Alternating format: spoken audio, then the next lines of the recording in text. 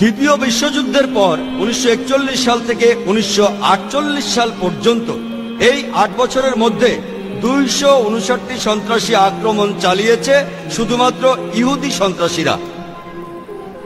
অনেকগুলো দল আছে, ইরগুন, ইস্টার্ন গ্যাং, হ্যাগানা। আর আমরা জানি কিং ডেভিড হোটেলের সেই বিস্ফোরণটার কথা। ঘটনাটা ঘটেছিল 1946 সালের 22শে জুলাই। বিস্ফোরণটা ঘটিয়েছিল ইরগুন, নেতৃত্বে ছিলেন মেনাকেন বেগান। এখানে 91 জন নিরীহ মানুষ মারা গিয়েছিল। তার মধ্যে 28 জন ছিল ব্রিটিশ, 41 জন আরব, 7 জন ইহুদি, এছাড়া আরো ছিল 5 জন। এই ইরগুন গ্রুপ আরবদের মতো পোশাক পরেছিল যাতে লোকজন মনে করে আরবরা এই ঘটনা ঘটিয়েছে।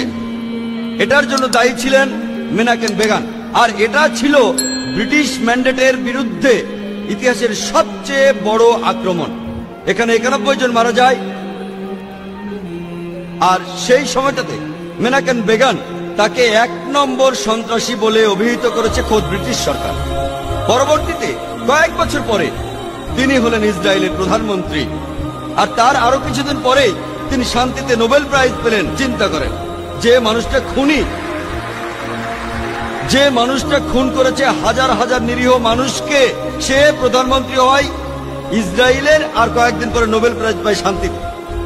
আর তখন এই সন্ত্রাসী দলগুলি যেমন ইস্টার্ন গ্যাং, ইরগুন, হ্যাগানা, এই সব দলগুলি আর নেতারা যেমন Isaac Rabin, Menachem Begin, Ariel Sharon, এরা সবাই পরে ইসরায়েলের প্রধানমন্ত্রী অথবা উচ্চপদস্থ কর্মকর্তা হয়েছিলেন।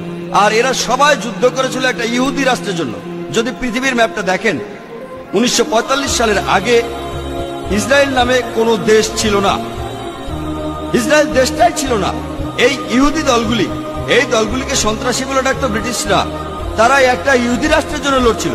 পরে তারা শক্তি দিয়ে ইসরায়েল দখল করে আর প্যালেস্টাইনিদের তাড়িয়ে দেয়। এখন এই লোকগুলি প্যালেস্টাইনের লোকদের বলছে, যাদের দাবিটা আরো জোরালো, তাদের দেশ ফেরত চায়। এখন তাদেরকে সন্ত্রাসী বলে ডাকছে ইসরায়েলিরাই।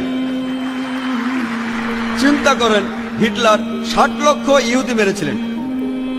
তিনি ইহুদিদের বের করে দিয়েছিলেন। তারা প্যালেস্টাইনে যাবে কেন? প্যালেস্টাইনিরা তাদের জ্ঞাতি ভাইদের আমন্ত্রণ জানিয়েছিল। তারা যদি কোনো দেশ চায় তাহলে জার্মানিতে ফিরে যাওয়া উচিত, ইউরোপে যাওয়া উচিত। চিন্তা করেন, প্যালেস্টাইনিরা তাদের স্বাগতম জানিয়েছিল। ধরেন আপনার বাসায় একজন মেহমান আসলো, অচেনা সেই লোককে আপনি বাসায় থাকতে দিলেন, আর কিছুদিন পর সে আপনাকে বাসা থেকে বের করে দিল। আপনি দরজার সামনে বলতে থাকলেন, আমার ঘর ফেরত চাই, ফেরত দেন। লোকে আপনাকে বলবে সন্ত্রাসী। ঠিক এই ঘটনাই ঘটেছে। আজকে এই প্যালেস্টাইনিদের সন্ত্রাসী বলা হচ্ছে কেন? তারা তাদের দেশ ফেরত চায়। আর এখন পৃথিবীর মানুষ, বিশেষ করে উন্নত দেশগুলির মানুষ, তারা নির্বিকার ভাবে এই অন্যায়